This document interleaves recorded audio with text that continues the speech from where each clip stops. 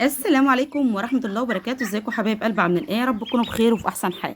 جالكم فيديو جديد النهارده، يا رب الفيديو ينال اعجابكم. بالله عليكم حبايب قلبي اللي ما اشتركش في القناة يشترك ويفعل زر الجرس على الكل عشان يوصلكم كل جديد من قناتي قناة ام ليلى. قبل ما ندخل في محتوى الفيديو بتاعنا يا ريت نسمي بالله ونصلي على الرسول. بسم الله الرحمن الرحيم. اللهم صل وسلم وبارك على محمد وعلى اله واصحابه اجمعين. حبيبنا ونبينا وشفيعنا يوم الدين محمد صلى الله عليه وسلم. ربنا يبارك يا رب ليا ولكم امه محمد ان شاء الله، ويرزقني ويرزقكم جميعا الخير اللهم امين. الخلطه اللي عملتها معاكم الفيديو اللي فات للرومي دي بسم الله ما شاء الله جايبه نتيجه كويسه جدا جدا مع الرومي بتاعي، مع الوصفه اللي عملتها لهم. انا دلوقتي شغاله ليمون في الميه، بضرب ليمون في الخلاط. الليمون دلوقتي كتير ورخيص، في الكيلو ب10 وفي الكيلو ونص ب10. جايبه منه النهارده كميه النهارده من السوق، شيء الكيلو ونص ب10 والكيلو ب10. وجيت ابص لقيتهم الاثنين نفس النوع ونفس الايه الحجم وايه والشكل. فكل واحد بيبيع بسعره، في اللي بيبيع ب20، في ناس بتبيع ب20 وفي ناس بتبيع ب30، كل واحد بيبيع بسعر معين. فالنهارده بقى النهارده السوق، يعني النهارده يوم الكرات المصري بالنسبه للرومي. احلى حاجه واحلى وجبه واحلى شيء بتقدميه ليهم هو الكرات المصري. بيستنوه لان انا ما بلاقوهوش الا من يوم من السوق للسوق، لان البياعين بتوع الخضار ما بيبقاش موجود معاهم الا الكرات بشوشه والجرجير والفجل. ما بقاش الكرات المصري ده بقاش موجود متوفر الا يوم السوق. فانا بجيبه من السوق للسوق، ممكن اجيب ب20، ممكن اجيب ب15، حسب ما ايه ما يكون متوفر مع بتاع الخضار اللي بلاقيه معاه. يعني على وقت ما بروح ولا بلاقيه وياه، او الفلوس تكون فكه معايا بجيب بيها وخلاص. فالنهارده لقيت ابو ليلى جاب لي ب20 جنيه، قلت له هات كرات مصري، لقيته جايب لي ب20 جنيه.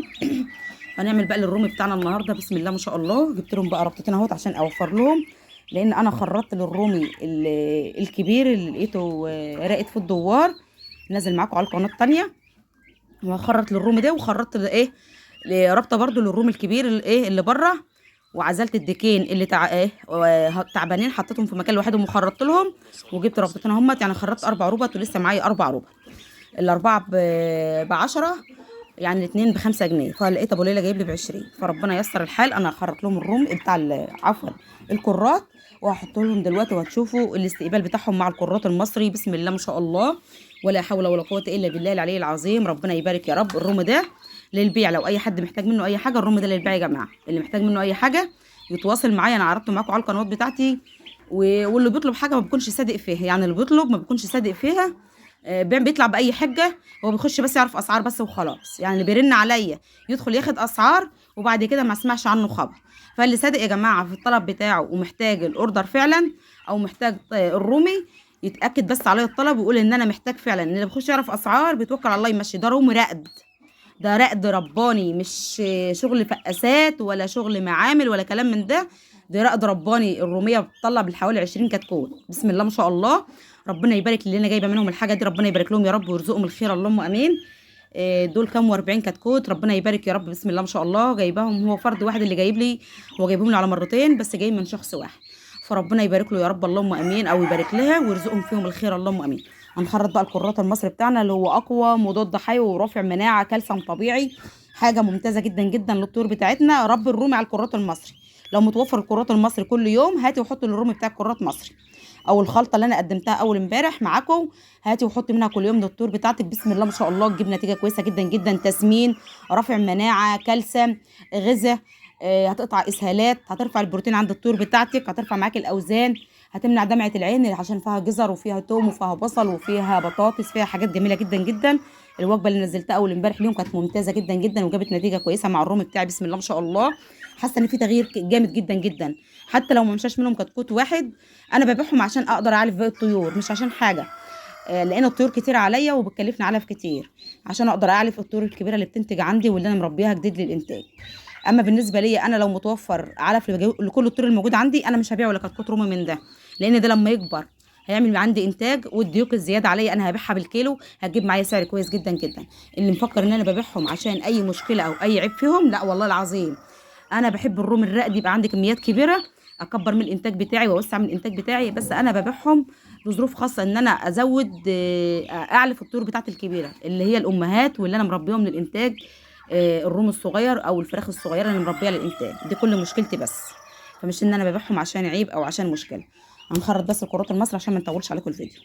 شايفين انا خرطت الكرات فين عشان اوريكم المنظر الجميل اللي هتشوفوه دلوقتي حالا. تعالوا كده بسم الله الرحمن الرحيم. بسم الله ما شاء الله. ولا حول ولا قوة الا بالله العلي العظيم. ربنا يبارك يا رب، ربنا يبارك. شايفين اتجمعوا؟ هتعض ايدي ليه؟ طب ما هو قدام منك كتير اهو. ربنا يبارك للجميع يا رب، اللهم امين، ويرزق كل من كان الخير، اللهم امين يا رب.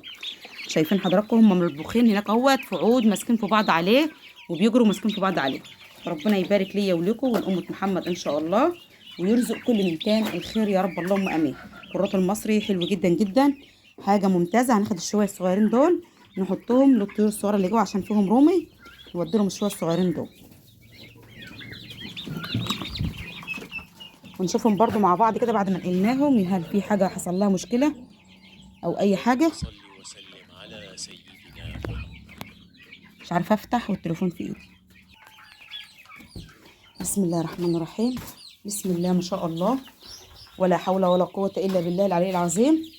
لا النهارده يعني فارقين كتير كتير عن ما كانوا امبارح، لان الفيران اكلت لي كذا فرخ.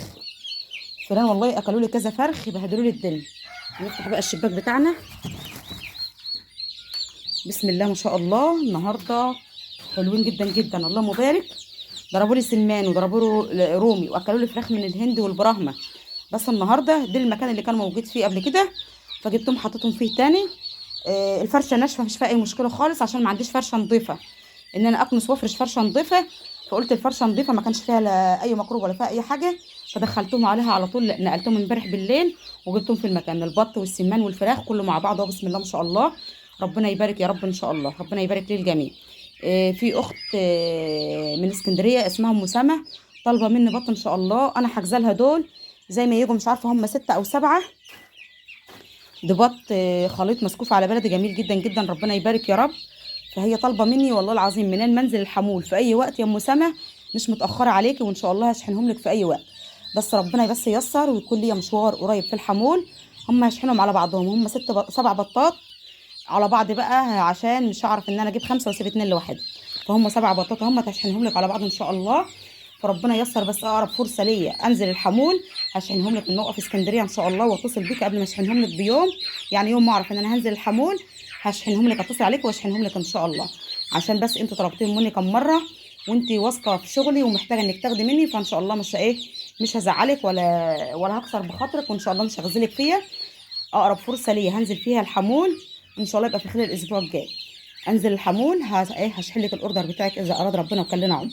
فعشان بس ما تقوليش ان انا مطنشاكي او مش حاطه موضوعك في دماغي، لا موضوعك في دماغي والله العظيم، وهشحنهم لك في اقرب فرصه اذا اراد ربنا وكان لنا عمر ان شاء الله.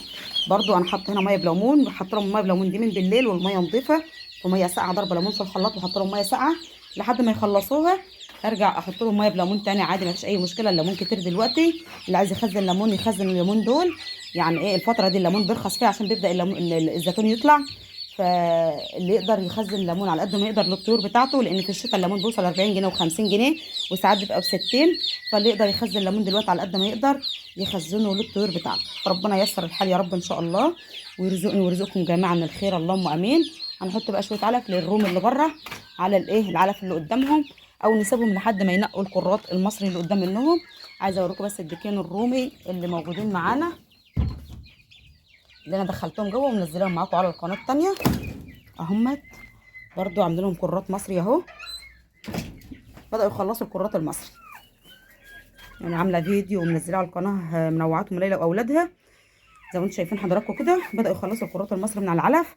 بس ان شاء الله هتظبط الدنيا معاهم هنا، وربنا ييسر الحال يا رب ان شاء الله، ويبارك لي فيهم وما يزعلنيش ابدا، لان دول يعتبروا اكبر ديكين.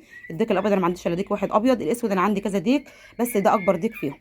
فربنا يسترها معايا ومعاكم يا رب ان شاء الله. ربنا يبارك لي الجميع. الكرات المصري حلو جدا جدا، اقوى مضاد حيوي تقدمي له الطيور بتاعتك. فربنا يبارك لنا جميعا يا رب ان شاء الله، وما يخسرش اي حد لا في ماله ولا في عياله ولا في طيوره ولا في اي حاجه يمتلكها، اللهم امين يا رب. دي كان الفيديو بتاع النهارده، استنوني فيديو جديد واشوفكم على خير، والسلام عليكم ورحمه الله وبركاته.